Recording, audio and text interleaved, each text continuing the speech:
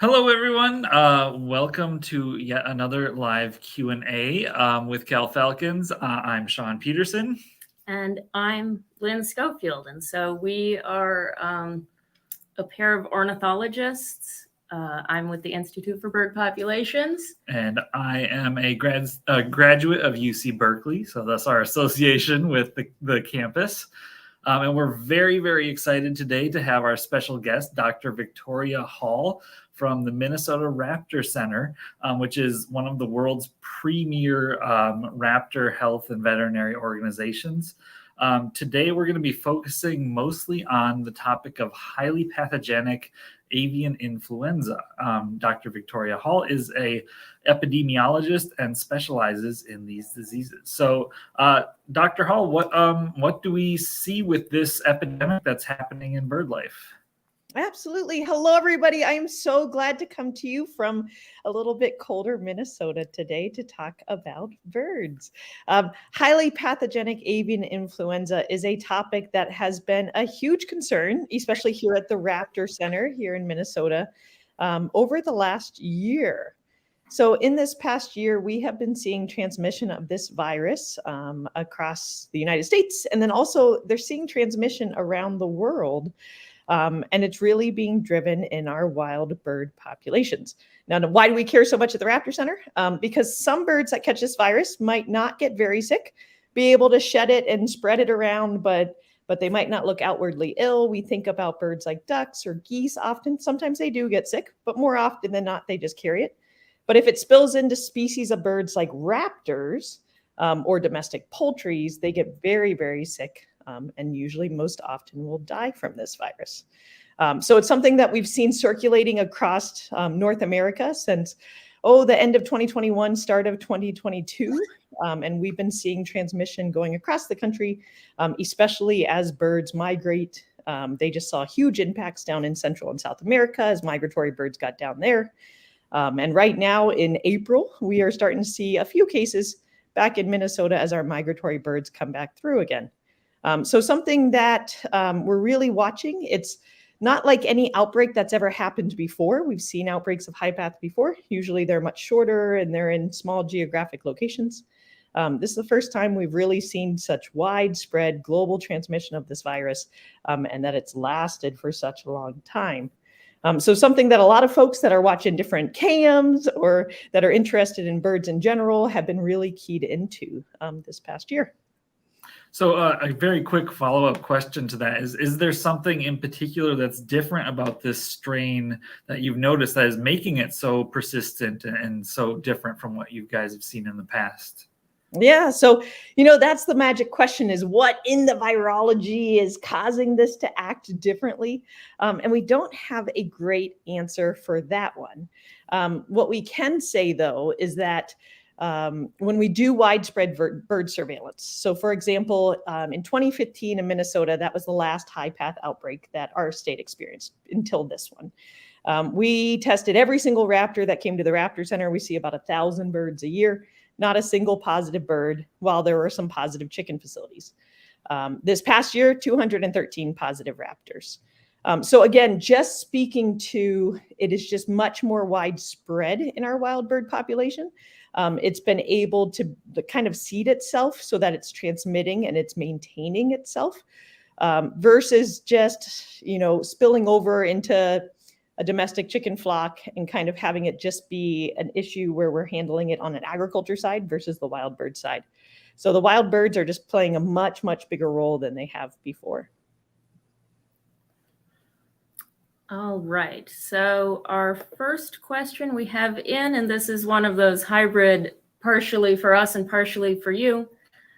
So how concerned would we be about, these specific individuals in California, especially knowing they're eating shorebirds and feeding them to their chicks versus perhaps other raptors or other species eating things like mammals or what have you? Absolutely. Well, and you bring up a good point, because when I think about carrier species that might be more prone to be carrying it and shedding it, I think shorebirds, seabirds, and all of our different waterfowls, right? So it is something that I know here in Minnesota, when we see on our cams a duck get brought to a nest, my medical director, Dr. Dana, and I go, ooh, we don't love that during a high path outbreak. Now, there's lots of shorebirds that are not carrying the virus right now, right? And the interesting thing about this part of the outbreak is that it's been circulating long enough that there's going to be some degree, hopefully, of antibodies and immunities in some of these carrier species as well, too. So a little bit different than when the outbreak first started. But it's one of those that I would prefer that these guys aren't catching those species of birds right now. But by no means is every bird carrying it. So it's not something to get, too concerned about. But those are the species that might be more prone to carrying it.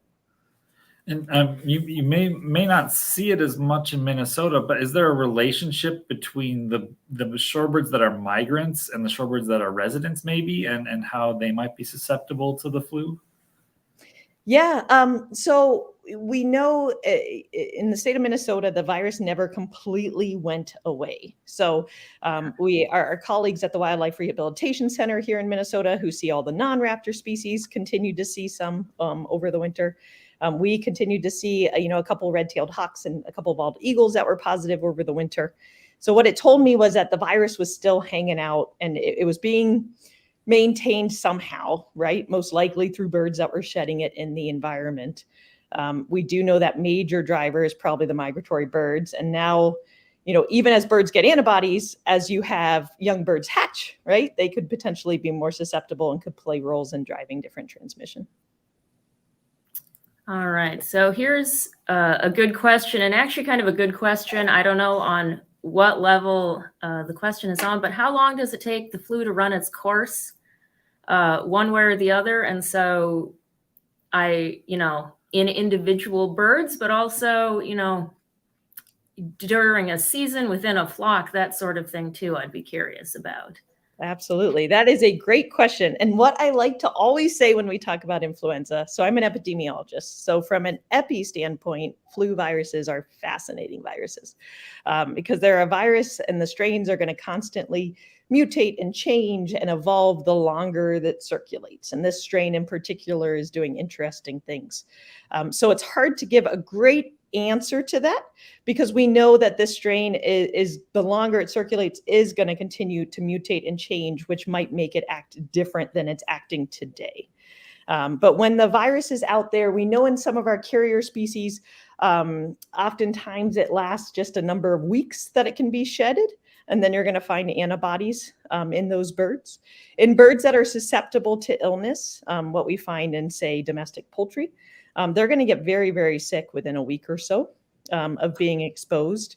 In our raptor species, of the ones that we saw at the Raptor Center, they progress pretty darn quick. We'll have a bird that looks not so bad one day, and that will maybe even just fine, as passed away by the next morning.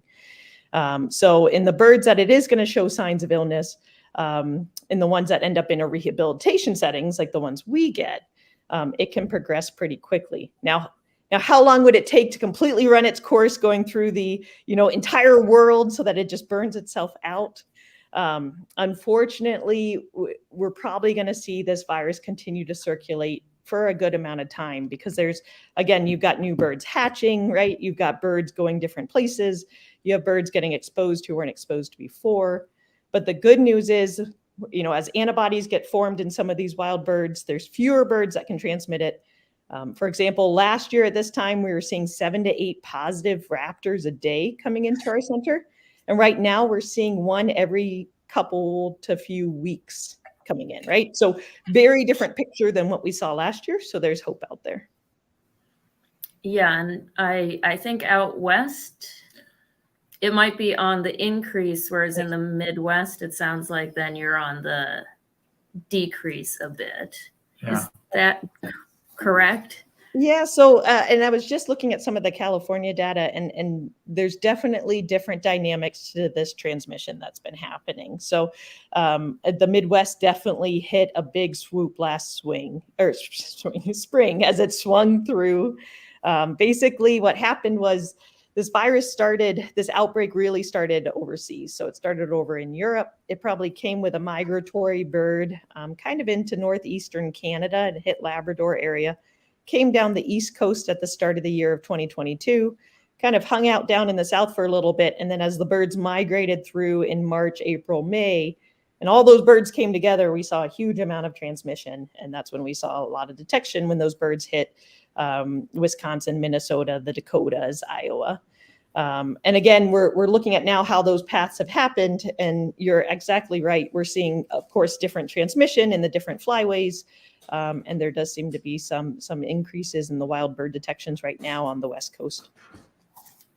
So from the medical side of things, is there potentially a vaccination that could be done, or is that something that would be too hard to pull off? Absolutely. No, that's a great question. That's what we like to think about with viruses, especially with the SARS-CoV-2 outbreak that's still going on of COVID-19. Vaccination is on the top of people's minds. There's a few complicated things about avian influenza vaccines. So one of the things gets away from the wild bird population and it focuses on agriculture.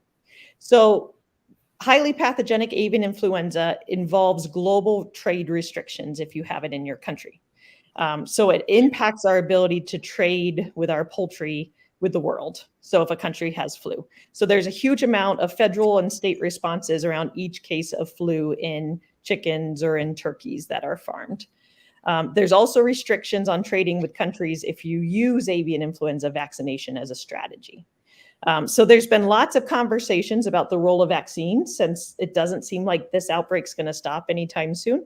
There's been a huge amount of talk in the captive wildlife world, especially from zoo settings and people that work with endangered species of birds, about trying to get the use of vaccine with this outbreak.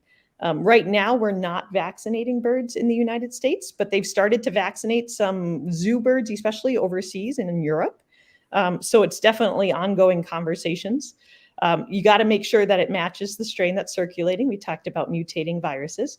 And we also want to make sure that we're not giving an injection that's going to have long-term consequences on a bird, because we don't obviously have long-term studies on different species. So lots to consider, but lots of people talking about, vaccines and what is or isn't the right use of it.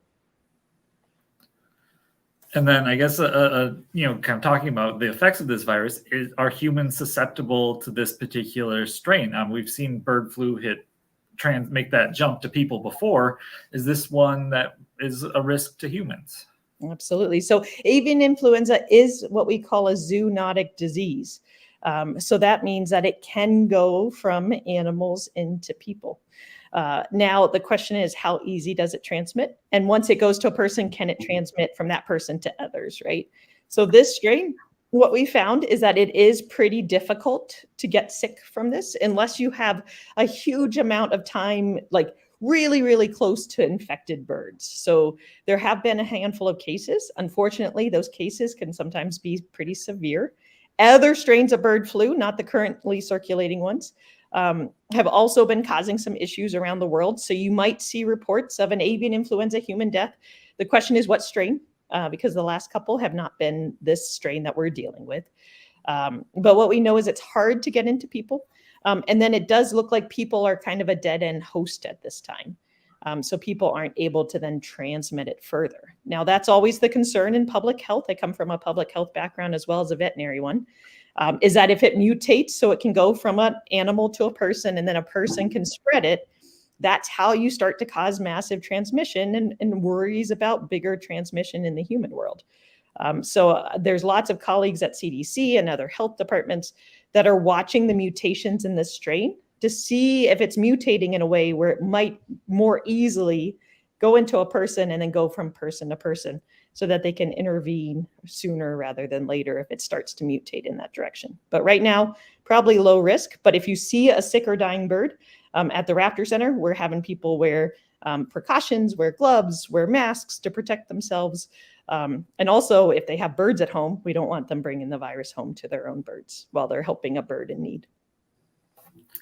Okay, so I have a personal question, and I don't know if you know this, but you kind of on a a couple times alluded to the fact that birds develop antibodies, but then, there's young that hatch through time. Are birds able to pass antibodies to any extent to young through like the eggs and yolk or something like mammals are able to do? Or do young birds sort of start anew when it comes to antibodies? Yeah, so there's going to be, and it's all going to depend on when something was infected and when it passed, laid eggs and when it did what to its different young. So as we like to frustratingly give answers, right? It kind of depends in that avenue about when exposures happened and things like that. So, potentially some promise of being able to pass things down.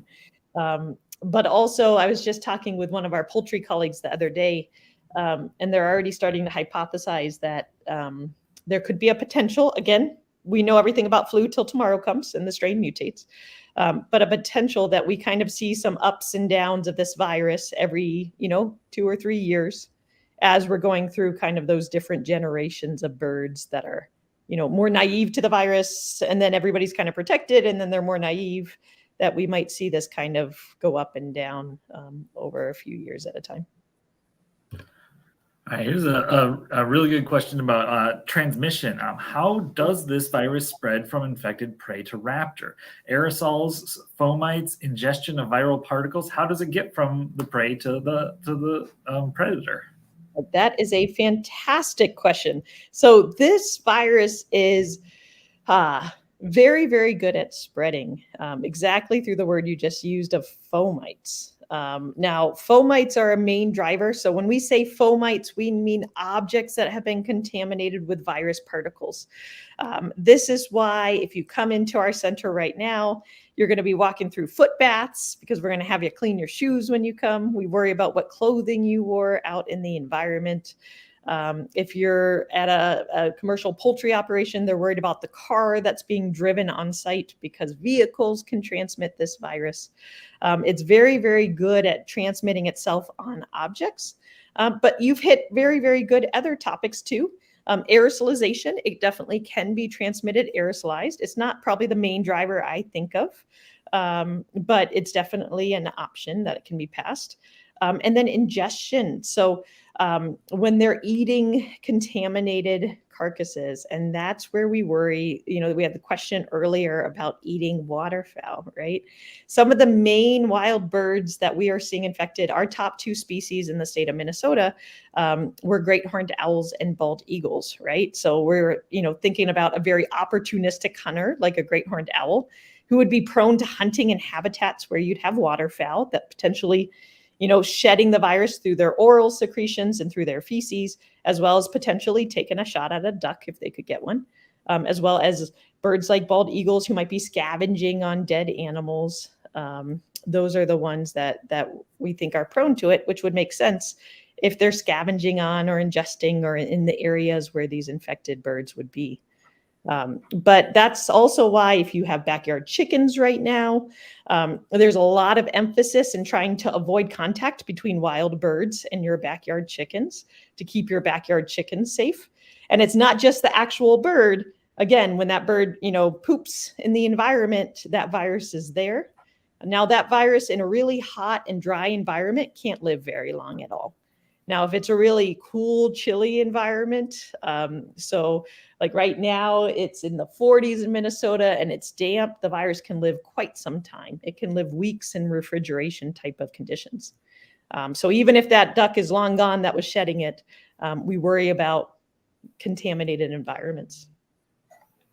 So I saw an earlier question about eagles that I think it would be good to follow up here because you mentioned them. So this person mentions they've been seeing an impact on several eagles on camera and off camera, but haven't seen as many reports on peregrines. Just as an aside, we've had a few Bay Area peregrines that have been seen with HPAI, including a couple that have died. Do we expect the numbers in peregrines to increase, or are peregrines on the lower side of raptor vulnerability? Vulnerability is a complex term, right? So as far as the amount it takes to infect them, we obviously don't have challenge studies on what species might be more likely to get infected. We know from looking at national data, peregrines are not one of the top species that we're seeing it reported in. But what's important to remember is that we can only have positive birds in the birds that get found and that get tested, right, across the country. And very quickly, we know that our wildlife agency partners ran out of capacity to really test every deceased bird that was found. Birds like bald eagles are probably much more likely to be identified when they're in the environment too, with their size, and might be more likely to be tested. But I do think that we were seeing more in general in bald eagles across the country.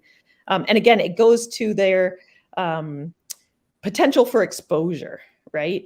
What are eagles, if they're feeding, if we have a lot of dying animals in the environment and they're feeding on dead and dying animals as they scavenge, they're more likely to be exposed. So it makes sense that we're seeing more bald eagles that are infected. Where peregrine falcons, just where they tend to live and where they tend to hunt, they might not be as likely to be exposed, which is what we hope. So as far as if numbers are going to go up or numbers are going to go down, it's really that bad luck if they end up going after a bird that might be shedding the virus or infected with the virus. What we're not seeing in species, except for great horned owls, is kind of a whole nest failing because of this virus. So sadly, last spring, we were seeing with great horned owls, whole nests succumb, where all the babies and the parents succumb. We didn't see that with peregrine falcons. We didn't see that with bald eagles. Oftentimes what we would see is just one parent not return to the nest, very sadly. And then if it was found, oftentimes it did test positive for flu. And I guess follow up from my own question is, so do you rarely then see the chicks catching it if the parents get it? So is the transmission from the parent to chick relatively rarer? Oh, I don't think we have enough information for that, right? Because it's also at what point. So there is a great study, and I'm going to divert from peregrine falcons because there's not a study published on this, and just talk about eagles. So indulge me for a minute. But there was a great study that came out of Georgia that when they were seeing huge surges in the virus, they saw a lot more nest failures in Georgia, right? Because the parents were getting the virus and succumbing to it before they hatched chicks, right? So would they have passed it to the chicks if they had chicks at that time? I'm not so sure, right? When we were seeing all the great horned owl nests fail, it's because the great horned owl babies had already hatched as well, right? So did we just see nest failures of the babies, or the babies pass away because it just was bad timing on when the parents were getting exposed because of how the virus was transmitting to the area, right? What level of virus do the parents have to bring back to the nest to infect the chicks? These are all questions that I don't think we have a great answer to at this time. But fortunately, at least for all of our hearts of the people who watch these cams, knock on wood, we're not seeing kind of the devastating level of nest failures on nest cams, which we're all very thankful for. Yeah, that's really a relief to hear. So I think, last summer when this was starting to circulate in the US, there were lots of people with bird feeders and bird baths and stuff who were like being told to take down their bird feeders and bird baths and stuff. Is that still something that we're advocating for people to do? This question is, can the virus be passed in the water of a bird fountain? Is that something that we should avoid having up right now? Yeah, so everything is a spectrum, and in this world where we're learning things every day, there's a lot of gray, and this came into play a lot with the bird feeder conversations last year. Lots of passion and excitement about bird feeders. Here in the state of Minnesota, when we were seeing unprecedented huge amounts of transmission, again, we were seeing 8 to 9 positive raptors at the Raptor Center a day coming and dying from this virus. We did ask folks around us to consider just pausing bringing birds together at this time, right? Because we had an unprecedented outbreak of lots of transmission happening. Why not, pause humans at least playing a role in gathering birds together? Now, songbirds are an interesting conversation with this virus. We know that they are not one of the top transmitters of this virus, and they're not one of the top drivers of this virus. When I think about the birds that are really driving the transmission, I think about ducks and geese and other species like that are really driving it. Now, there's definitely songbirds that have come up positive. We've had a couple of dark-eyed juncos that we've tested at the Raptor Center that were found under bird feeders that were positive for the virus, right? And if a bird-eating raptor grabs that bird, yes, they could get influenza and die from it. I know the zoo world worries a lot about songbirds too, because they want zero risk to their zoo collections. And in theory, yes, that virus could live on different contaminated surfaces and in water baths. So what we're really telling folks now is that they're probably not a major driver of transmission, right? They're not the high-risk birds that we think about. If you have a huge spike in transmission in your area, consider whether you want to kind of gather birds together. You also want to think about if you have chickens around you, or if waterfowl come and you have ducks under your bird feeder, right? Because those are those much higher risk species. And you also want to make sure, regardless of what's happening with bird flu, that you're keeping those bird feeders and bird baths very clean, because there's different parasites and bacterias and viruses in general, right, that can be transmitted at bird baths or bird feeders. And while we absolutely love to watch them, I love watching my bird feeder out back too. I definitely don't want to accidentally cause, something to spread at my bird feeder, because I'm bringing so many different birds together.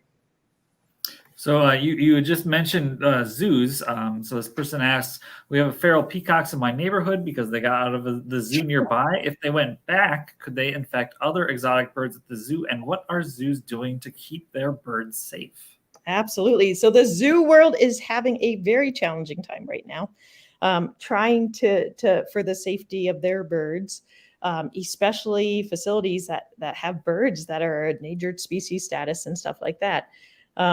Birds that leave the zoo and then come back into the zoo are much higher risk to that zoo population. So essentially, zoos like to try to orchestrate themselves as a closed system, right? Trying to keep a barrier between wild birds and their collection birds. So I don't know off the top of my head the susceptibility of peacocks and whether they show signs of illness or not. But zoos are going through a lot of challenges. Most zoos, I came from the Smithsonian National Zoo most recently, where I did epidemiology, and we had avian influenza preparedness planning. And most of the planning was, you plan, the virus hits and it outbreaks in your area, you respond for a few months, the virus goes away, then you recover and you go back to normal. So a lot of the zoo plans involved putting all the birds inside, right? Putting everybody inside for a few months, you hunker down, you wait. It goes away, you put everybody back, and you go back to normal operations outside. This strain is now making everybody have to think about more long-term plans, because zoos that have species like flamingos, right? Those are birds that can be really hard to manage inside because they need so much water and space and things like that. So they're running into welfare concerns if they put birds inside for that long. So zoos are really having to be creative, come up with different plans on how do you stop interactions between wild birds and their collection birds, but still have the birds out so that people can see them, and that so the birds can have good welfare and good husbandry. And there have been some outbreaks within zoos that unfortunately they've had some positive birds. But luckily, a lot of zoos have really strong plans so that if they do have a case get in, they know how to quarantine and isolate and test and protect and minimize how many birds might potentially get sick. All right, and we touched on this a little bit earlier, but just directly, do we know when this highly pathogenic avian flu started, and do we know where it started? Yeah, so avian influenza viruses in general are circulating the world at all times. There's something that we're seeing all sorts of different things. There's H's, there's N's is how we name flu viruses, right? This is H5N1, and in particular, they then type it. So this is the 2.3.4.4 strain of H5N1, right? So you've got different ones that are circulating the world at all times. And most of the time, they're being maintained by migratory birds that aren't getting sick, right? So if you're a virus and you kill everything you infect, that virus is going to be gone pretty quick, right? So viruses that continue to circulate usually have these carrier species. Most of the time, these strains are low pathogenic. So these are basically non-H5s and H7s. So if they got into chickens, they wouldn't cause mass death. There's all sorts of definitions, but ones of lower impact. And nothing really happens. The birds trade it in their migratory journey. We never know more. Now, what changes, though, is when it becomes a highly pathogenic strain and when it slips from these carrier species that don't look outwardly sick into a chicken who's likely to die from it, or into a bald eagle, right, that's likely to die, or a peregrine falcon. So this specific outbreak, we could see it circulating in the Eurasian strain over in Asia. We could see it circulating over in Europe. Europe's been dealing with this, my goodness, for much more migratory seasons than we have. So we saw it circulating back in 2021 in Europe. We saw it coming back with a second migratory season, which is different than past outbreaks. So we knew it was coming, right? Before it even hit North America, we were preparing for this specific strain to come over and probably cause an impact. Now, we didn't anticipate, or at least the Raptor Center did not anticipate, that we would see as much transmission as we saw, and that it would continue to last. But it did. We could watch what was happening in 2021 in Europe, and we knew that this was going to play out differently than the past outbreaks that we've seen. So this is a bit of a really interesting question, and maybe really in-depth for bird biology. But pigeons and doves, for many people who don't know, don't generally feed their chicks food to start out. They feed them something called crop milk, which is the lining of their esophagus that they slough off and feed them as a nutritious product. So in this case, pigeons and doves would be passing potentially their own adult antibiotics onto their chicks through this food product that they're making with their own bodies. Is that something where they could potentially be increasing their resistance quicker and across generations faster?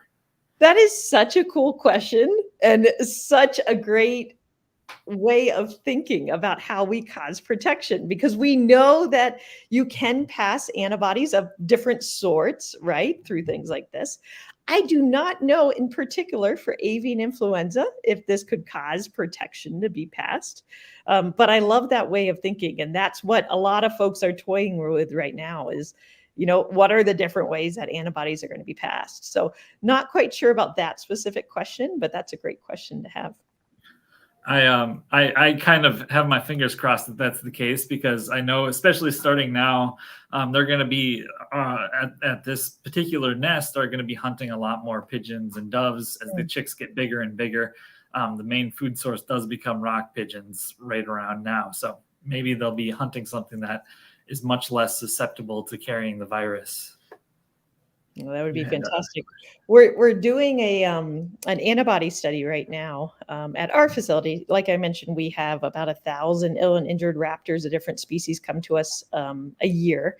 And we wanted to answer the question, and I saw another question in the chat, and I'm going to jump the gun on it, about does everybody die from this, right? I was about to click that one. That's a great question. And the cat on there brings up a different question about flu too. But so of the birds that get sick enough to come to a rehabilitation setting, now you got to understand what population of birds we're getting, right? This bird is sick enough that a human can go and put their hands on it, put it in a box, drive it to our hospital, right? So these are probably the sickest of the sick. Of the 217, 18 positives that we've had so far since March of 2022, we have only had one bird that survived the illness at our facility, and that was a great horned owl. And it was able to be banded and released back to the wild. We know from postmortem examinations of the really severely affected birds that there's just really permanent neurological changes in some of the brains of these birds, the ones that get really, really sick. But our question was, are there birds, raptors in particular, because that's what we study, that are getting a more mild level of illness in the wild and they're recovering, right? And going back on to live their lives. So to get at that question, we have been drawing blood on every raptor that comes in for non-flu reasons since fall migration. to look for the presence of antibodies. And we're starting to find some really exciting news. So we're starting to find a lot more antibodies than we expected to find. So in 2010, we did a study and we found almost no antibodies in the population, which makes sense. There wasn't flu circulating. Now we're seeing almost half of the bald eagles showing up with antibodies. We're finding, a handful in other species. Now our busy season's about to pick up. So, we'll really get to be able to tell, what we're seeing, but we're finding, some in different species from red-tailed hawks to great horns to peregrines. So what that's telling us is that there's birds surviving, which gives you hope, because the more birds that are surviving, they have antibodies. They're less susceptible birds out there that can transmit the virus and generate transmission of the virus. Wildlife is just unbelievably resilient and amazing when we see different things come and threaten them. So it's going to be really, really great to get more data too on what's happening in those wild birds, and what level of immunity might we have in these birds that we typically think would get very sick if they caught the virus. So you kind of mentioned that the postmortems of birds, you were seeing neurological changes in these birds. Which is not something I associate with influenza. So what are the symptoms and effects on birds and on raptors of this virus?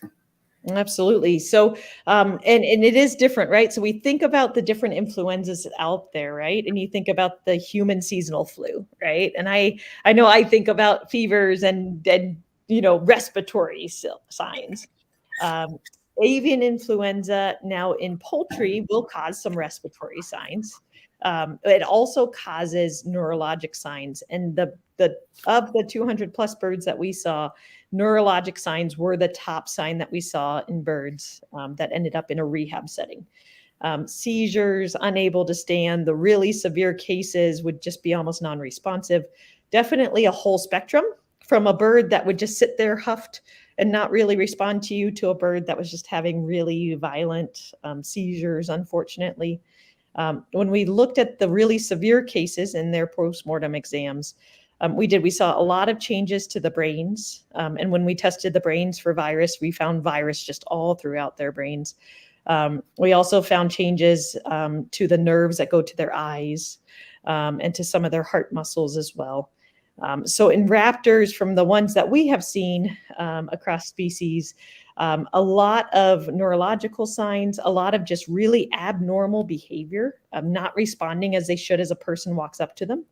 And then sometimes just death, is the main sign. They're fine, and then they just all of a sudden die with no reason. Could be a sign of flu. But again, the one great horn that we had survive was just a little bit quiet. They found her sitting in the middle of the road. Obviously not normal, right?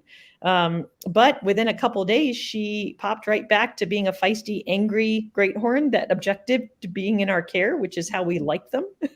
And she rapidly recovered. So we know what the sickest of the sick look like. But hopefully there is a more mild illness that's happening in our wild birds that they're hopefully surviving. Okay, and so I have another question, my own here, just a general bird biology thing. Do birds get fevers? I mean, birds obviously can have temperatures change for sure, for different reasons, right? A lot of times we see really low temperatures in those birds, but different responses within a bird's body, different temperature conditions, different levels of stress can change their temperatures up and down. For sure. So this is kind of going back to an earlier question about, knowing whether there's the disease circulating in your area. Is there a website or something that monitors the flu and that the public can access to see how bad it is? Is there information out there that the public can access? Absolutely. So we talked a little bit about how there is a regulatory side to high path avian influenza, right? And it's especially important in any cases that happen in chickens because it affects trade. Now, wild bird cases are still reportable on a global level, but they're not supposed to impact trade, in theory. everything's evolving with this outbreak.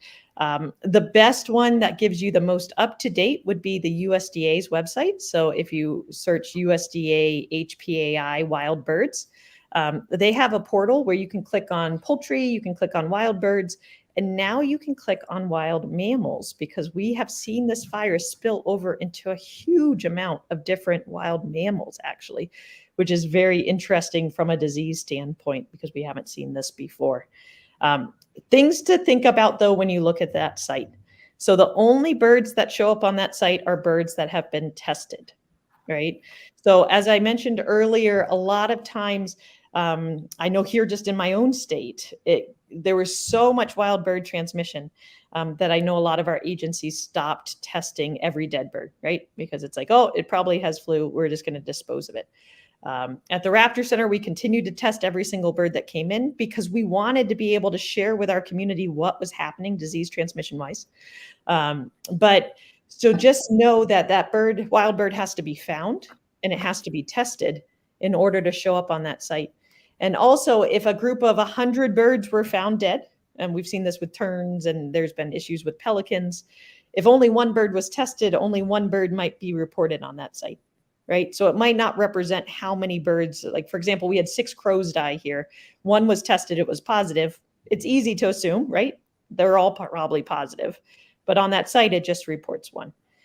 So it can give you some idea of what's transmitting, but know that it's probably an underestimation. And between different states are doing different levels of testing of different birds at this time too. But it's great because you can at least get some sort of idea. We watch it close too. You can also watch the poultry side of things, because if you have positive poultry houses popping up, you can bet that there's wildlife around there that's probably positive too. So this leads me to a question. So say I come across a bird that seems to be dead randomly for no reason. Should we report it if we just find a dead raptor, in our yard? Is there someone to report it to? That's a great question. And there's probably going to be a lot of variation based on where you are and what your different agencies would like, right? Different rehabilitation centers or different state departments of natural resources might have different asks. So if in doubt, always give a call to your local rehabber, or give a call to your state, Department of Natural Resources, and say, I found this bird. What would you like me to do with it? They might just instruct you on how to safely dispose of it. Because again, a bird, if they did die from this virus, is going to have virus potentially all over it. So we want to make sure that you dispose of it in a way that keeps you safe, keeps any birds you have at home safe, and gets it out of the environment. Or they might want to test it, right? So basically, wherever you are, trying to really use your state or your county, or if you have, rehabilitation centers, in your area, asking them if they have any interest, or getting guidance from them on how to safely dispose of that body. So recently, a lot of the California condors that are now in the wild have come down with avian influenza, and so there's a lot of concern about this population as it's particularly vulnerable. So the question is, are there any of these condors that we know have gotten sick that have recovered from being seriously ill, or is it as dangerous in condors as it is in other raptors? Yeah, so I know that there's definitely, a lot of ongoing situation with the condors, and the condors are one of the species that's starting to really, continue to drive conversations about things like vaccination, because we're working on a species where, we really have individuals that matter critically to their populations. So I can't speak to how many have survived or not, and that level of test result, because that response is so ongoing right now with the condors. Unfortunately, they have suffered a good number of deaths in those birds, which again, with a species where each individual is still so important to that species, it does cause a lot of concern. There's different techniques that can be used to try to help a positive bird. The tricky thing that happens, though, is that when a bird is positive, for example, the one that the Raptor Center, was able to get through the virus, everything coming out of that bird has virus particles on it, right? And we talked earlier about how easy it is to transmit this virus. So, trying to treat positive birds takes heroic efforts. I know there's a lot of fundraising happening around the condor response that's happening. As they're going out and trying to find these birds and trying to manage positive birds and trying to do testing. So there's a lot of heroic efforts from that team right now and a lot of resources going in to try to make sure they throw everything possible at helping that species of birds, where again, we're really concerned about individual levels of those birds and the impact this virus could have on it. Okay, so we know that raptors and poultry get very sick from the flu, while other migratory birds don't. Mm-hmm. What is the difference between these two groups?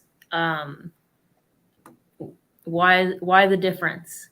Why this one and not that one? You're getting into the virology world that I can't speak as great to, of what on an immunological level causes one bird to get very sick and one bird not to. I'll throw in a plot twist there and say, with this strain, we are seeing some species we wouldn't typically think of as getting outwardly sick, getting sick. Wood ducks and snow geese in particular are two species that come to my mind. They wouldn't be the top ones that I would think would get very neurologic or die. And we are finding huge losses in snow geese and a good number of wood ducks that we found here in the state of Minnesota. Our colleagues at the Wildlife Rehab Center finding neurological wood ducks as well. So that's a very interesting question. I don't have a great answer. And as the virus, mutates and changes and hits different species susceptibilities, for example, one variant seemed to be attacking bald eagles more, or at least we were seeing it in bald eagles more, and we weren't seeing it in the poultry ones. It can do different things with different species.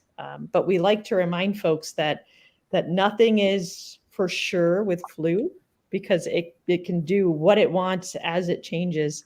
And even those species we think of as just carriers, we're seeing some of them showing up with signs of outward illness. And then again, we're seeing some mild illness in species that we normally think would get very, very sick and die. So, talking about the species that are susceptible to it, and you mentioned that wild mammals are too. What are the other kind of non-avian species that we're seeing interacting with this flu? Yeah. So again, you've got to understand, I'm an epidemiologist. So when I say cool, it's not because of the animals. This is tragic and terrible, but it is a very cool or interesting transmission that we've not seen before on a level of this virus transmission. We have seen this in marine mammals, and there is some die-offs of marine mammals off the coast of Maine. We've seen this in a large amount of bears, raccoons, foxes in particular have had quite a few. You can look on the USDA website. There's a huge amount of different things. Cougars have been diagnosed as positive for this virus. So what you're seeing is that in an influenza A virus, it can go, we talked about it being zoonotic, it can go to people, but it also can go to other mammals in general, right? So if you've got a lot of dying birds or a lot of contaminated environment out there in the wild, critters that are out there scavenging, just like we see it more in eagles because we think they scavenge more, right? Raccoons and foxes and bears and large cats or small cats as well. We've seen it now in domestic cats. Could get exposed to the same way that we think our raptors are getting exposed. And they're seeing these animals come up with more neurological signs, a lot of what we're seeing in our raptors. Now, I've gotten asked a few times over the last couple of weeks, can mammals get it and not show signs? And again, we're going to go back to the what animals are being tested question, right? So you're only going to find the virus in animals that you test. And right now, pretty much wild mammals are getting tested if they're showing signs of illness or they've died. So again, we have so many question marks because this virus is playing out differently than it ever has before about what's really, happening transmission-wise with this virus. But again, more transmission in mammals than we've ever seen. But again, this is the longest and more geographically wide outbreak we've ever seen of this virus. All right. I have a question, just because I'm looking at our chicks, and in peregrine falcons, along as with many other raptors, there's a huge size difference between males and females, and I think we probably have one female and two males. We'll see, but they have very different roles during the breeding season. The males do a lot more hunting. Does that make male raptors more susceptible to this disease than female raptors? Have you seen any sex-based differences in the birds that you get? Yeah, and peeling into our data, we haven't had some clear difference between males or females just in the 200 plus that we've seen at the Raptor Center. But I think that is a great question. What we look for during outbreaks are risk factors. Is there something, once we get enough data, is there something that makes, one population, a sex or an age group or a geographic location more prone to getting infected versus ones that live somewhere else? Because we use those risk factors then to try to help protect animals or to protect things. So I think you're on a great path of thinking about the different ways the birds could be exposed and could that increase or decrease their risk. They're all probably the same level of susceptibility because that's just your ability to get sick if you get exposed. But we're probably looking at different levels of exposure risk. And as we generate more and more information, we're going to be working some with bird banders this season to try to do some sampling at nests as well. We may be able to glean more information on, what would make a bird more or less likely to be exposed. All right. And so I have a question here, and then I'll expand upon it generally. So when you get these birds in, is the compassionate option potentially just to euthanize them? What is the response when a bird showing signs of flu comes into the Raptor Center? Absolutely. No, that's a really, really good question because we are here to not let animals suffer, right? And that's what wildlife rehabilitation is here. They're here to help and serve ill and injured animals. When a bird comes in with really overt outward signs of illness, they're having the seizures or they're having just really severe signs. We do believe that humane euthanasia is the right thing to do in those cases, especially because we've done the postmortem examinations and we've seen the changes that are happening in their brain and the chance for that bird to go back and be released. Because in rehab, we don't treat to make captive birds. We treat to release them back to the wild. We don't believe that bird will be fit enough at any point to go back to the wild. So the kindest thing that we can do is relieve suffering for sure. The other conundrum that happens in a rehab setting too is that even if the disease is mild, this virus is being shed in feces, is being shed in the respiratory secretions. We've done environmental sampling around positive birds at the Raptor Center to try to understand how far the virus can be spread. And it is just spreading virus all around it. So if a facility tries to keep a positive bird to see if they can get it to survive the virus, their biosecurity protocols, the disinfectant and protection and personal protective equipment has to be very, very extreme around that bird. Or else you could potentially accidentally transmit it to birds that don't have the virus in your facility, right? So you've got to think about an individual versus the rest of the birds that you have. If you have a bird that's positive. So for the most part, if you've got a positive bird in a facility, humane euthanasia is usually the best answer. We are working to see about treatment options for some positive birds because we've got specific permission from our state and our federal partners. So again, when you get a positive bird as well, it falls under the authority of the state and the county and the federal partners as well. So lots of conundrums too with positive birds, but for the most part, especially if they have those neurologic symptoms, humane euthanasia is often the kindest thing we can do for those birds. All right, so I have a question kind of comes up here about that Lake Tulare is known to have spores for avian botulism. And I kind of want to expand on that to just a more general question. What other types of diseases, as an epidemiologist, do you worry about in birds generally? Oh, just in general? Oh, but that's a great Yeah. question.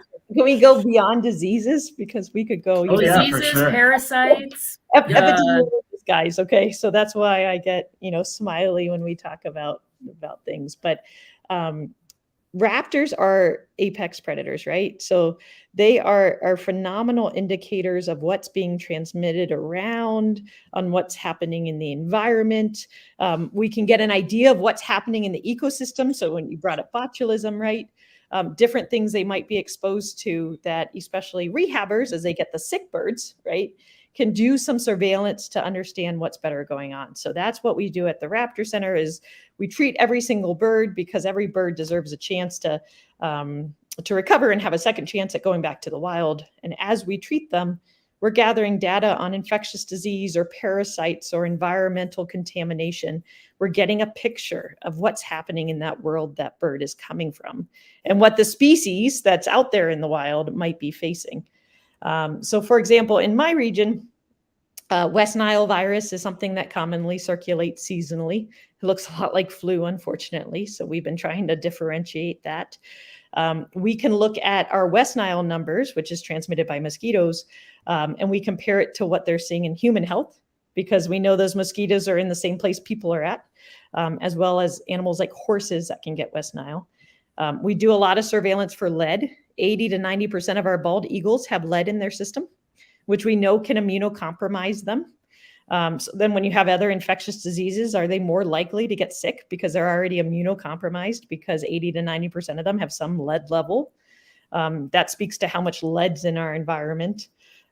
We definitely worry about different parasites that can transmit based on, drought times. We might see certain things go up and certain things go down as birds have to, cluster together in the environment. So we can see the evidence of the impact of changing climates. And I know there's a lot of different fire concerns on different parts of our country too, and that can change where birds are being and where they're, spending time in their habitats. So you can tell a lot from the birds, that, especially ones that come into the rehabilitation setting, because we have the ability to do more advanced testing on those animals. That snapshot of what might be transmitting in the environment, and what might be threatening our wild populations that we as people can do something about before it causes a real problem in our wild populations. So I think we're pretty much out of time here. So I think I wanted to end on by just saying thank you so much for coming and chatting with us. Neither of us has an epidemiology background at all. So, seeing this disease circulating around in our kind of ecological world has been a bit of a, I don't know how to answer questions. So thank you so much for bringing your expertise. I think we've learned a lot. I would suggest that people look into their local rehab centers, and they're always looking for help, volunteers, donations, everything like that. Is there anything that people can do to, in particular, help out their local raptor populations? Absolutely. And I think you hit the nail on the head too, about knowing who your different rehab facilities are around the area. Oftentimes they're looking for volunteers, they're looking for donations. They might be looking for people to help transport injured animals as they're found, right?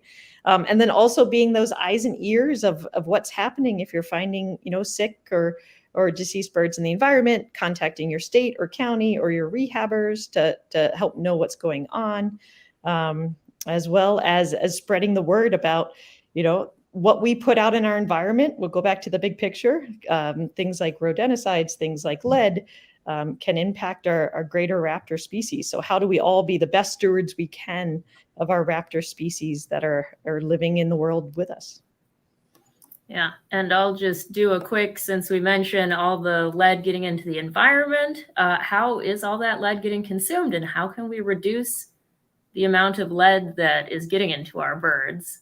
Absolutely. So one of the prime ways that we're getting lead contamination is through rifle hunting with lead ammunition. So lead ammunition is a very soft metal. So when it does hit an animal, it can fragment into sizes like the grain of sand, right? So very, very small. And if that animal, isn't found after it's shot, or if it's field dressed, where its gut pile is left in the environment, that becomes just a delicious meal for scavenger species, condors, eagles, in particular. And it takes lead the size of about a grain of rice to kill a bald eagle, to cause a fatal toxicity. So, advocating and using non-lead ammunition, which California actually has laws about, which is fantastic. So California is way ahead of the rest of the country. But as a nation, advocating for getting lead out of the environment, from ammunition to fishing tackle, so that we're not contaminating our world that we all share, will really help reduce the chance that wildlife gets exposed. All right. Well, thank you so much. Just for general audience, I wanted to remind you all that in just over a week, next Friday, is banding day for the chicks. So we're going to come back and find out what the sexes of the chicks are. And that's when we start our naming contest, which is always super popular for some reason. But thank you again, Dr. we Hall. Really appreciate it. It's really amazing to have you here. And thank you all for joining us. It's great to be here with